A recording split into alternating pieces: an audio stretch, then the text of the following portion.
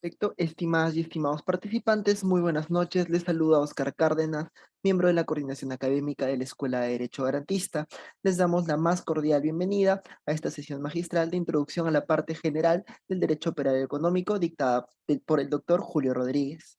Como saben, la estructura de esta pequeña sesión comienza con la ponencia del doctor Julio para posteriormente pasar a un pequeño tiempo donde se darán pues las preguntas. Estas serán contestadas por orden de llegada y en dos modalidades. Primero el oral, para ello bastaría con hacer clic en el botón de levantar la mano ubicado en la barra inferior o dejándolas por su defecto en el chat. Se dará de preferencia a las intervenciones habladas y si el tiempo lo permitiese, a las escritas. Doctor Julio, podemos comenzar. Es un placer tenerlo con nosotros. Muchísimas gracias, Oscar, por la gentil presentación y para mí, como siempre, es un placer poder intervenir en estos eventos de la Escuela Garantista. Yo siempre felicito estas intenciones de la Escuela Garantista de difundir adecuadamente el pensamiento del derecho penal y obviamente la tarea ardua que tiene y que me permite a mí colocar un granito de arena para esta labor tan importante.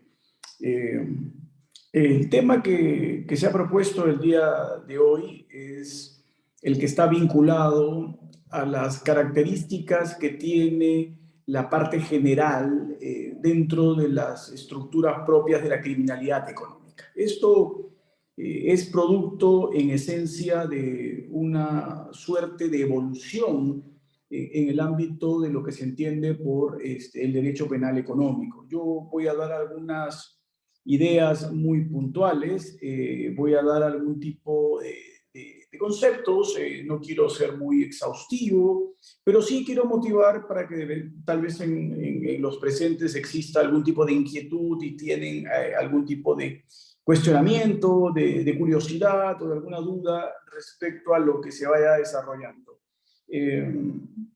Muy bien, comencemos con la naturaleza que tiene, ¿no? Esta evolución hacia un derecho penal económico con un grado de autonomía es cierto que parte en esencia de algún grado de influencia que se tiene desde la perspectiva del derecho anglosajón. Ya en el derecho anglosajón había una concepción distinta a la que se tenía en el derecho de influencia europeo continental como es el nuestro, respecto a la vinculación de lo que era la criminalidad económica.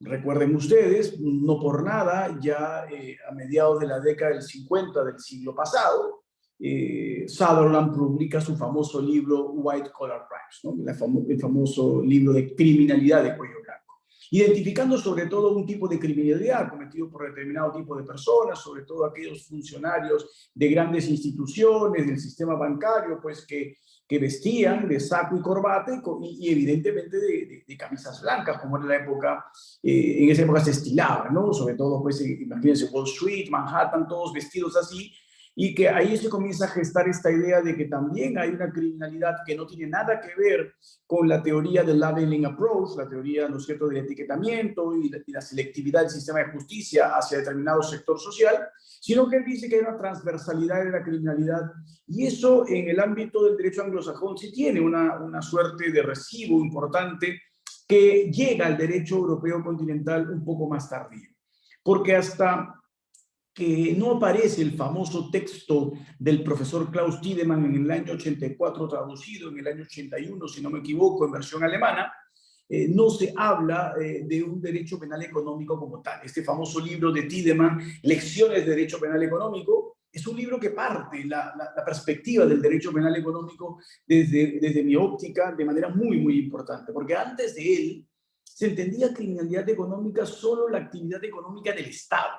Ya eso significaba de por sí, pues, una suerte de restricción a delitos muy puntuales, delitos que no tenían tanta trascendencia, hasta que se comienza a entender que la criminalidad económica no solo es, como decía Tiedemann en ese momento, no solo es la actividad económica del Estado, sino también es la actividad económica del Estado en virtud de relación con los particulares, a la actividad económica que se generaba en relaciones entre particulares y obviamente a la actividad económica que también se desarrolla entre el propio Estado. Porque recuerden ustedes que el Estado tiene diversas formas de contratar y puede contratar con empresas que son del Estado y por lo tanto allí también se van a generar la posibilidad de que exista criminalidad económica.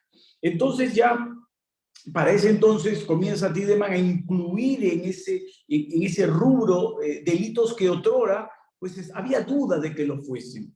Y es ahí donde comienza la ebullición tan importante de este derecho penal económico, en donde, por ejemplo, ya comienzan a insertarse y a concebirse como derecho penal económico los famosos delitos societarios, los delitos financieros, los delitos contra el ambiente natural, los delitos obviamente vinculados a la actividad del Estado, sobre todo los actos de corrupción que afectan el erario público, y también aparece, miren ustedes, importante en aquel momento ya, aparece otra vez, producto de la influencia del sistema anglosajón, vuelve a aparecer un delito que irrumpe en un primer momento circunscrito a una modalidad delictiva, por un sesgo del sistema europeo continental, que es la aparición de los llamados casos de lavado de activos, que estricto sensu se llamaba evidentemente en inglés money laundering,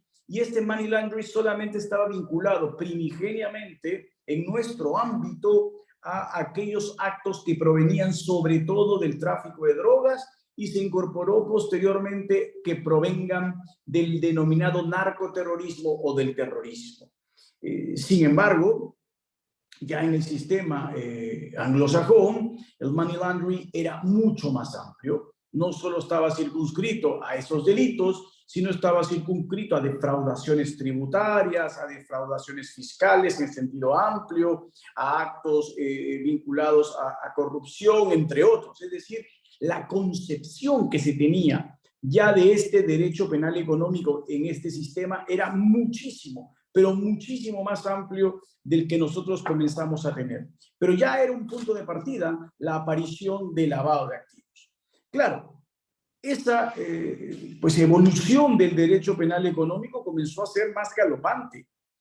Tan galopante, miren ustedes, que ya en el año 98, por vez primera, se hace la publicación del famoso libro del profesor Silva Sánchez, ¿no? El famoso libro vinculado a lo que se entiende para él como el derecho penal de la globalización. Y él habla del derecho penal de la globalización dando pues las características que tiene. Y esto permite, desde mi perspectiva, comenzar a estructurar las bases de un derecho penal económico parte general.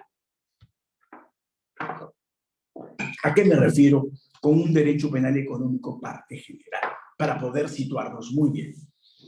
Silva dice pues que este derecho penal de la globalización es en esencia, y miren lo importante, es en esencia una suerte de mesa de cuatro patas. Son cuatro patas las que sostienen a este derecho penal de la globalización.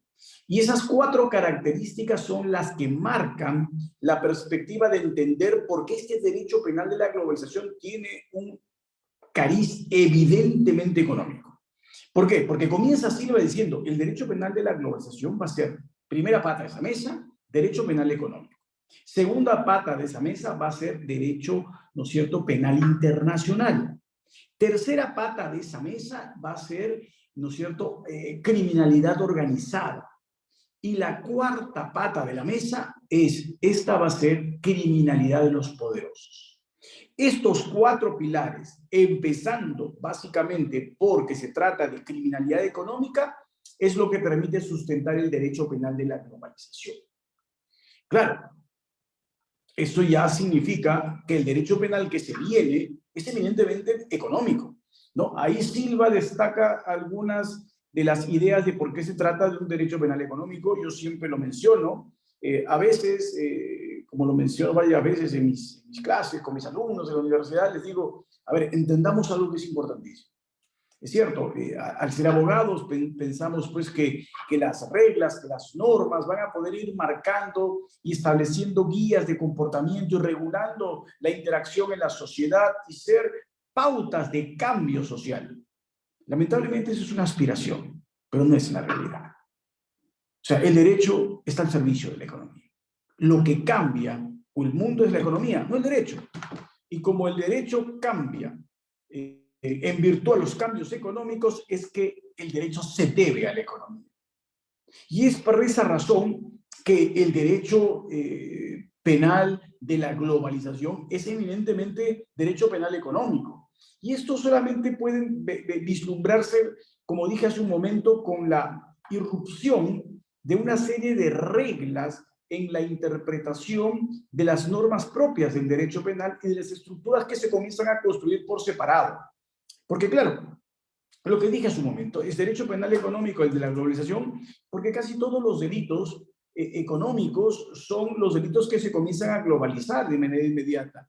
Ojo, ojo, los delitos se globalizan porque primero se globaliza la economía. O sea, hay que ser bastante sensatos en reconocer ello, porque dense en cuenta ustedes de algo que a mí me pareció significativo en aquel momento, conversando con un profesor que tuve yo en la universidad, allá en Barcelona, y me dijo, mira, en una suerte de ejercicio para poder entender cómo funciona esto de la búsqueda de la homogeneización, que parte de la homogeneización económica y que de ahí va a acabar evidentemente la homogeneización normativa y que es obvio lo más difícil de renunciar por parte del Estado es el principio de soberanía, y la constitución de normas de carácter penal son casi una de las muestras más importantes de soberanía. Miren qué tan importante es que por muy Unión Europea que exista, todavía no tiene un código penal de la Unión Europea. Todavía los países en la Unión Europea mantienen sus propias normas penales, seguramente cada vez más parecidas, pero no renuncian al principio de soberanía que se va a mantener por lo menos firme hasta el final. Eso va a ser lo último en que sea objeto de una homogeneización y permita realmente la estructura unificada a la que aspiran. Y es por esa razón que, pues, este derecho penal económico del que yo les hablo, guiado por la economía, que la homogeneización es esencialmente económica, parte de este ejercicio que me hicieron ver a mí de manera muy nítida, ¿no? Y me presentaron, se lo resumo muy rápidamente, me presentaron a mí fotografías, ¿no? Fotografías diciéndome que las personas en esas fotografías eran alumnos de la universidad, ¿no? Y que, bueno, en el ejercicio, pues, a ver, busquemos identificar por lo menos de qué país eran o de qué continente podrían provenir esos alumnos. Claro, entonces comenzaron, nos ponían fotos de alumnos pues con rasgos un poco más europeos, con rasgos más asiáticos, con rasgos más cobrizos como somos nosotros acá en Latinoamérica, con rasgos un poco más, de origen africano, la diferencia con los rasgos que pueden ser de los hindúes, con su tipo de color de piel muy significativo, algunos que tenían algún tipo de rasgos físicos muy notorios que podían provenir de esa parte del mundo, etc. Y así nos presentaron pues todo un abanico de fotografías de personas que estaban pues con toda la cara de ser alumnos, ¿no? Con la vestimenta y todo. Y comenzamos a hacer ese ejercicio mental, ¿no? A ver, ¿y este dónde puede ser? Y yo decía, este puede ser de acá, este puede ser de allá. Bueno, cuando acabamos de hacer nuestras apreciaciones y que por qué este parece más mexicano, no sé, este puede ser peruano, este puede ser argentino, y así sucesivamente, nos dijo el profesor, bueno, lamentablemente están todos equivocados, todos los alumnos que están acá son alumnos de la Universidad de Oxford y todos son ingleses.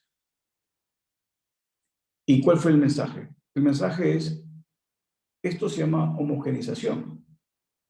Ya el mundo se comienza a homogeneizar porque ustedes no podían identificar a estas personas por la ropa que tenían. Ya el atuendo de un alumno universitario de cualquier parte del mundo es casi el mismo. Lo que usa un alumno universitario, y el día de hoy va a ser mucho más evidente, pues si usa un dispositivo celular, va a ser el mismo en todo el mundo. Si usa ropa, lo más probable es que la ropa sea hecha en China y sea similar en todo el mundo. Es más, ustedes definitivamente encima deben tener puesto algo hecho en China sin ninguna duda. ¿Eso qué significa? que la economía está homogeneizando el mundo. No lo hace el derecho. Y el derecho, como está al servicio de la economía, tiene que construir reglas que comiencen a cubrir este desarrollo económico. Y ahí comienza la homogeneización de los delitos. Delitos que pues, en otros países antes no existían, o que en otros países existían, dejan de existir o existen en virtud de las necesidades económicas. Dense cuenta, en nuestro Código Penal nunca ha habido un caso de abolición normativa, excepto cuando se firmó el TLC con los Estados Unidos, en donde varios delitos del capítulo que se llamaba delitos económicos fueron borrados por exigencia del TLC. Entonces, ahí ya está la prueba palpable de por qué la economía comienza a mantener una suerte de control sobre el derecho y evidentemente también sobre el derecho penal. Y es como se comienzan a construir tipos penales que acaban siendo muy similares. La suerte de la influencia que se tiene respecto a este tema hace más evidente lo que les estoy afirmando. Miren, el delito de lavado de activos es la muestra más palpable. Es un delito que está casi igualmente redactado en países de Latinoamérica, en Europa o en los Estados Unidos. O sea, la tipificación es casi igual. ¿Y es por qué? Porque están homogeneizando las reglas de persecución. Porque el derecho penal económico se comienza a erigir como el bastión más importante para alcanzar la unificación a nivel mundial de una normativa que pueda ser homogénea. Y de ahí van a venir otros delitos, seguramente. La inclusión de delitos que protejan el patrimonio estatal, la idea de la protección de determinado tipo de monedas. No se sorprendan ustedes que mañana más tarde tengamos sistemas de protección a las llamadas monedas electrónicas o monedas virtuales. Esto va a cambiar radicalmente, ¿no? La concepción de todo este derecho penal. Y eso es lo que explica Silva Sánchez en este libro. Entonces dice, ¿por qué vamos a tener reglas de derecho penal económico distintas? ¿Por qué? Porque estamos hablando de una criminalidad que comienza a ser una criminalidad más similar en todo el mundo. Y de la mano de ello, él explica, como dije yo, dentro de los pilares, que se trata de criminalidad organizada. Otra vez, el lavado de activos es la muestra más palpable de crimen organizado. La gran disputa en el mundo, por ejemplo, el día de hoy, es si los delitos que afectan los derechos de autor van a seguir siendo delitos o van a seguir siendo siquiera punibles en sentido administrativo sancionador. Tenemos el eje del Asia, ¿no es cierto?, altamente controlado por China, en donde no existe derechos de autor, donde no hay patente, donde no interesa que haya patente, donde ellos entienden bajo una concepción distinta que a veces nos cuesta a nosotros poder más o menos comprender lo que sucede allí, porque ellos dicen, si te imito es porque te respeto, porque entiendo que estás haciendo algo bueno, entonces te voy a imitar y voy a tratar de superarte. Concepciones totalmente desligadas a lo que ha significado para nosotros la estructura de un mundo económico. Y eso va a ir de la mano, ¿no?, con este tipo de concepciones de un derecho que se hace más internacional. Miren ustedes lo que pasa con derechos de autor, es decir, lo que ha comenzado otra vez a revivirse ex post de la pandemia, ¿no? Ya se abren los cines, ya hay películas, pero claro, igual ustedes tendrán su proveedor de películas clandestinas que lo hará, que ya no lo hará en Blu-ray, sino que lo hará en un USB, y ustedes podrán pagar por recibir esa película en su USB mientras está dando en el cine. O sea, para que eso suceda, es que estamos hablando de una criminalidad internacional. A nadie se le puede ocurrir en su sano juicio, pues que un peruano se metió a la difusión de esa película, ¿no?, a la función que se le destina a los grandes compradores de película, y un peruano se metió ahí a la Metro Golden Mayer a agarrarse y clandestinamente sacar esa película, copiarla y traerla al Perú. Ojo, eso no funciona así, hay que ser bastante, pues, naif en pensar de que eso es así. Eso es parte de una estructura económica de criminalidad, una criminalidad internacional con lazos en todos los países. Y esta es la razón por la cual, por ejemplo, este tipo de delitos es un delito de los más difíciles de perseguir, pero además de los que busca pasar más desapercibido, hacerse ver como que casi es sin importancia, que es casi como si fuese criminalidad de bagatela, ¿no?, sin reconocer las cantidades enormes de dinero que se gana con ese tipo de criminalidad, ¿no? El mundo es criminalidad económica, lavado de activos, ¿no?, grandes fraudes societarios, grandes fraudes informáticos. Es decir, todo eso es criminalidad económica que se hace internacional, ¿no? Piensen en casos que nos ha tocado vivir. Piensen en casos como Odebrecht. Odebrecht es una compañía constructora brasileña que comenzó a realizar actos delictivos no solo en Perú, en Ecuador, en República Dominicana, en los propios Estados Unidos, en su país de origen, obviamente, Brasil. Entonces estamos hablando, pues, de criminalidad que es internacional, que es económica. Odebrecht es criminalidad económica, criminalidad internacional. Criminalidad organizada. Ya decía Silva que esta nueva criminalidad hacia lo que se venía, ¿no es cierto?, con esta globalización iba a ser criminalidad organizada. Ya no iba a ser la criminalidad, pues, de poca monta, la criminalidad muy, muy sencilla y muy elemental, no. Ya iba a tener que estructurarse necesariamente de manera tal que pueda tener, una división en cuanto a roles, asignación de funciones, etcétera, y eso configura lo que hoy día se conoce como criminalidad organizada. Y eso ya lo vislumbraba Silva desde el año 98, estamos hablando, imagínense ustedes, hace 24 años, en donde, ojo, en ese libro, él dice lo que piensa va a suceder, efectivamente sucedió. La criminalidad de hoy día es internacional. Piensen en la criminalidad que quieran. Esta criminalidad de la que hemos hablado hace un minuto es criminalidad internacional, ¿no? Pero además es organizada. No es posible entender que no hay una organización criminal detrás de la difusión de estas películas por todos lados. No es posible entender que no sea criminalidad organizada la que hizo Odebrecht a través de la famosa pues confección de esta unidad que se encargaba de hacer el pago de las llamadas coimas, ¿no? Que era la división de operaciones estructuradas. O sea, esto solamente es posible cuando estamos ante una organización criminal. Entonces, la criminalidad nueva es organizada. Miren ustedes, es tan organizada que uno no puede dejar de pensar que no es criminalidad organizada aquella vinculada, por ejemplo, al famoso grupo de sujetos que vende relojes que roban en otros países, ¿no? Acá, entre comillas, banda de los relojes de alta gama, pues esos también son criminalidad internacional.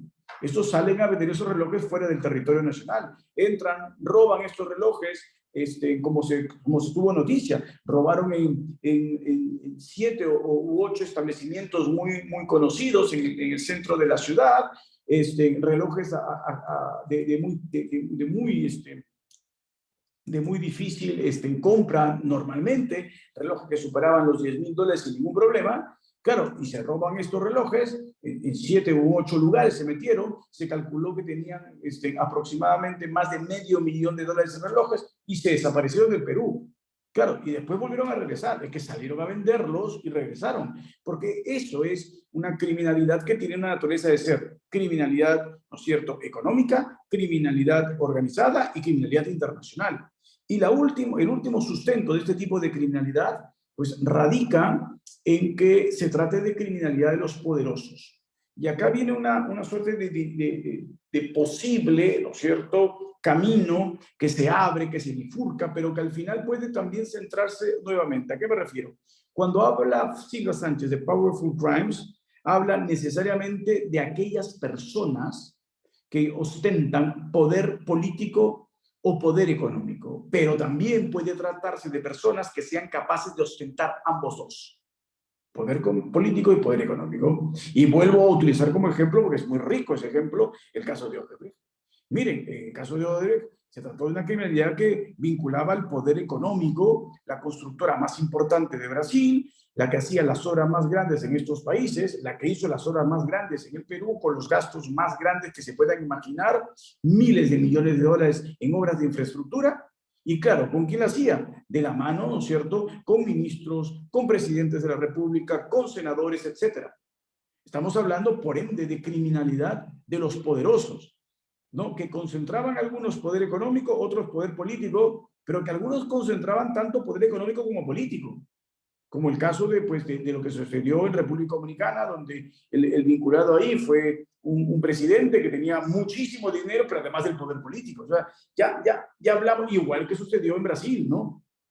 Entonces, ya estamos hablando, pues, de una criminalidad que tiene otra naturaleza, ¿no?, y otras características. Y como yo le contaba a algunos de mis alumnos, cuando hace varios años yo tenía una fiscal, amiga mía, que veía los temas de los delitos vinculados a los derechos de autor. Ella me dijo que en algún momento logró llegar, evidentemente por un dato que le dieron, a un lugar, ¿no es cierto?, en San Juan del Lurigancho, donde aparentemente era un lugar donde reproducían los famosos Blu-rays, ¿no? Ella, pues ya a los 3 policías que estaban adscritos a su despacho, se los llevó a este lugar, ¿no es cierto?, para ver, pues, si efectivamente ese dato era bueno o no era bueno. Fue con el personal de apoyo de la fiscalía, con el adjunto, y efectivamente llegaron a un lugar, ¿no es cierto?, que era pues una especie de enorme fábrica con muros muy altos. Tocaron la puerta para que los dejen entrar, alguien les abrió y les dijo de la fiscalía y querían entrar, y literalmente en su cara le cerraron la puerta.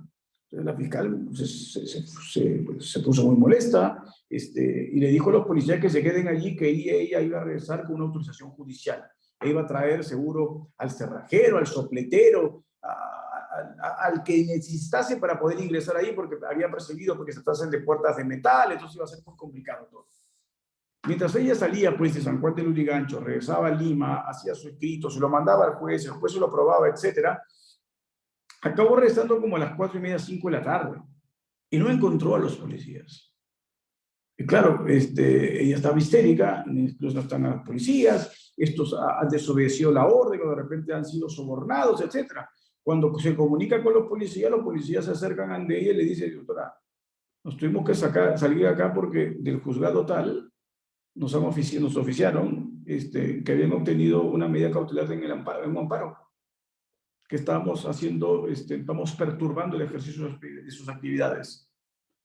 Claro, cuando llegó ella y salieron los policías y llegan al día siguiente a ejecutar la orden, ya no pudieron hacerla por la hora ese día, al día siguiente encontraron ese lugar vacío, pero con las huellas de que ahí había algo importante. Eran, me dijo, 3 o 4 pisos, una cantidad de enchufes por todos lados, y además de haber una cantidad de enchufes por todos lados, habían envoltorios de discos Blu-ray, habían incluso un par de pantallas nada más, y que pues ella encontró cajas vacías de lo que aparentemente habían utilizado, y me comentó, dice, utilizaban unas torres de copiado, donde cada torre esa aproximadamente podía copiar, cada 3 o 4 minutos podía copiar alrededor de 30 discos.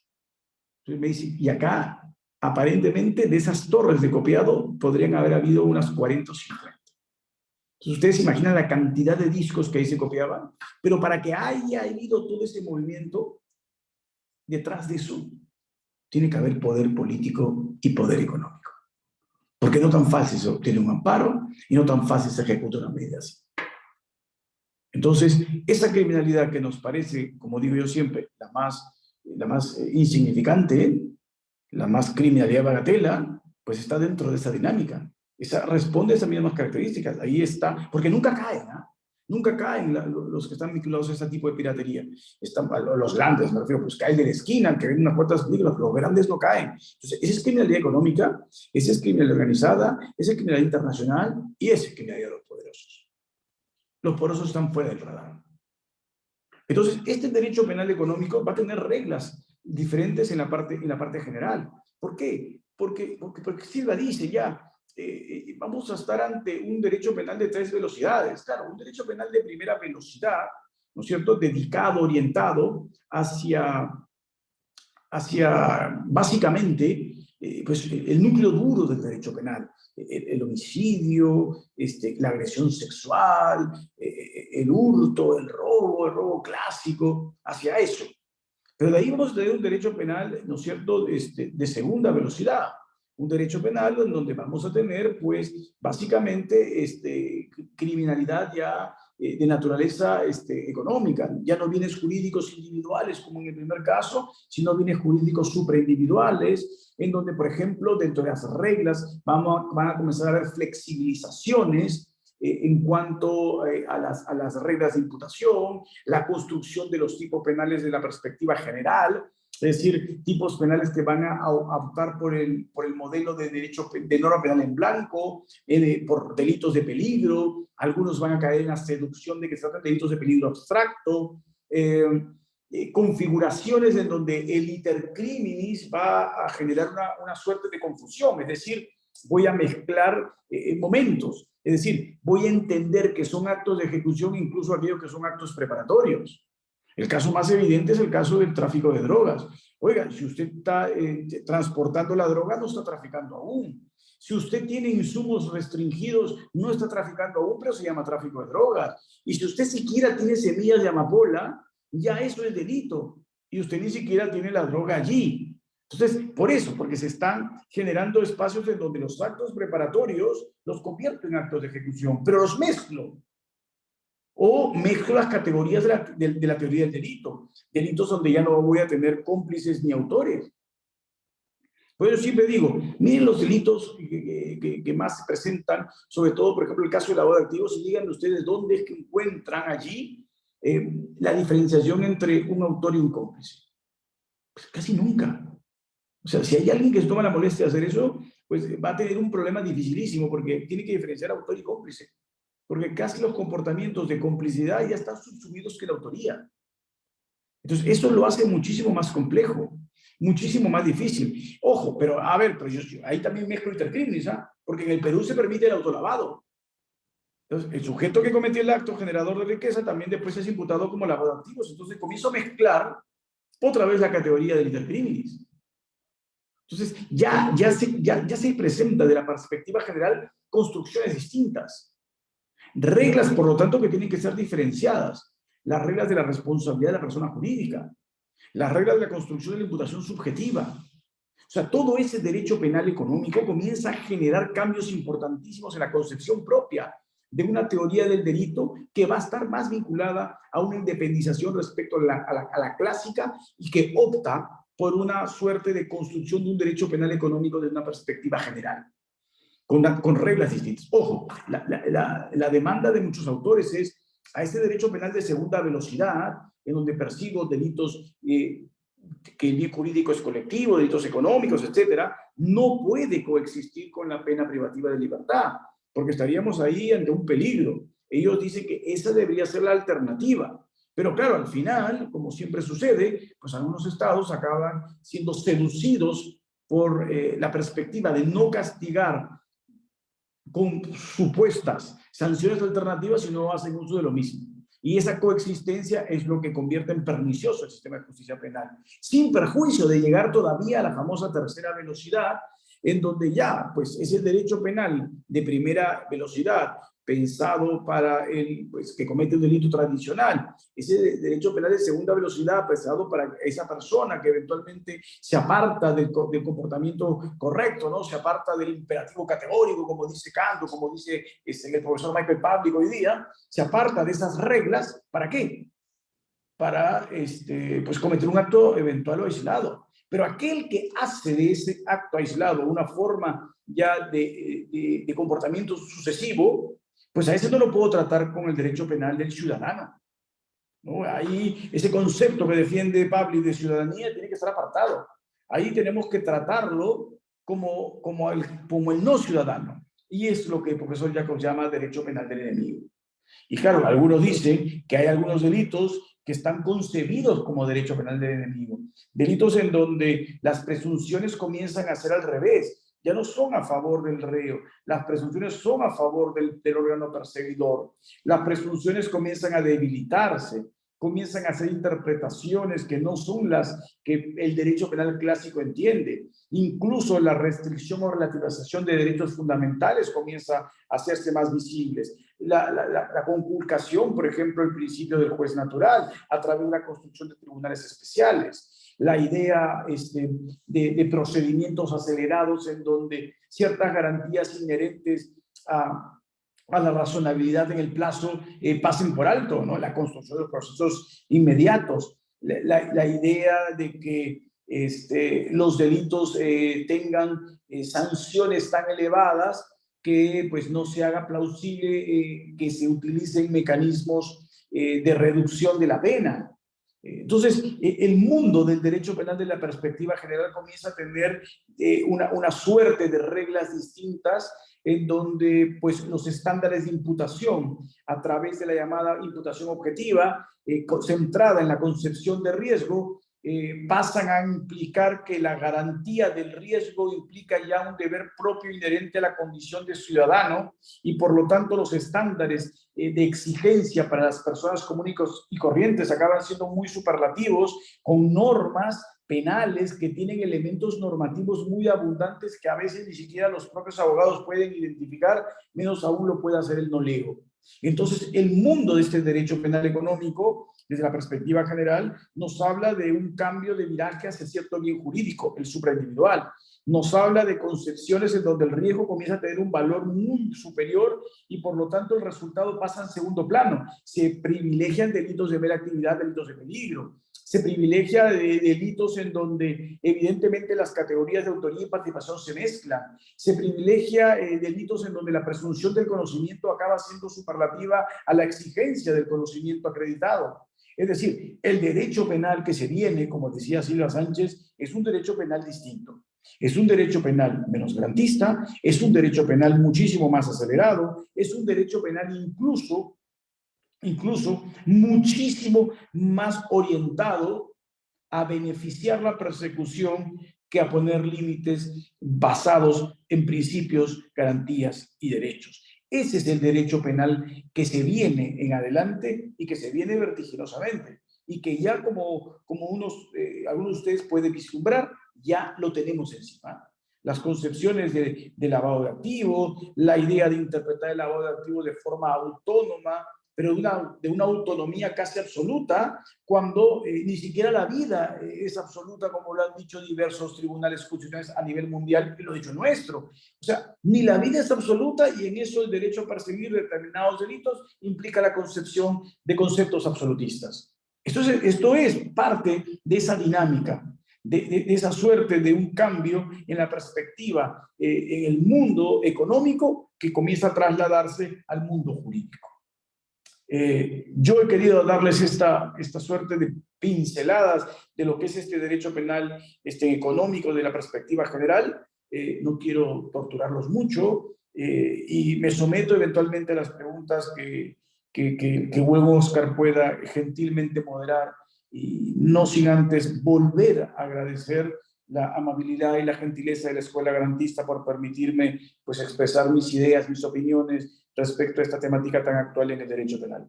Así que saludo otra vez estas iniciativas de la Escuela Garantista y los felicito a ustedes que participen en este tipo de eventos y estén interesados en este tipo de temas que para mí son muy cautivantes. Así que reitero el agradecimiento y me someto al interrogatorio que tengan bien hacerme. Muchísimas gracias por su amable atención. Muchas gracias, doctor Julio. Entonces procedemos a dar un pequeño espacio para las preguntas. Si las hubieras, caso contrario, procedemos a cerrar la sesión de hoy. Asimismo, recordarles a las y los participantes de las plataformas que este próximo miércoles 4 de mayo está comenzando nuestro diplomado de jurisprudencia suprema y delitos contra la administración pública. Así que están muy cordialmente invitados a participar de este diplomado y cualquier información pueden comunicarse conmigo al número que dejaré en el chat. Perfecto, doctor. Esperamos unos minutos para dar un espacio a las preguntas y, caso contrario, procedemos a cerrar la sesión.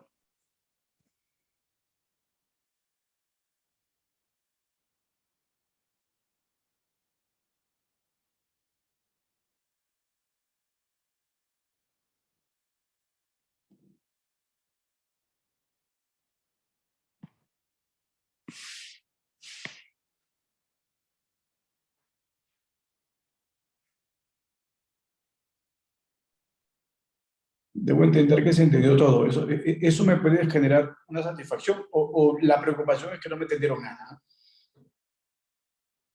Voy a ser positivo, voy a asumir que todos se entendieron. Perfecto, doctor. No habiendo preguntas en ninguna de las dos plataformas, pues, estimadas y estimados participantes, agradecemos su participación. Las y los esperamos en la siguiente sesión. Disculpen. Las y los invitamos al nuevo diplomado a lanzarse. Igualmente, doctor Julio Rodríguez, ha sido un gusto tenerlo en esta sesión. Nos vemos en la siguiente oportunidad. Muy buenas noches. Buenas noches a todos, muchas gracias nuevamente.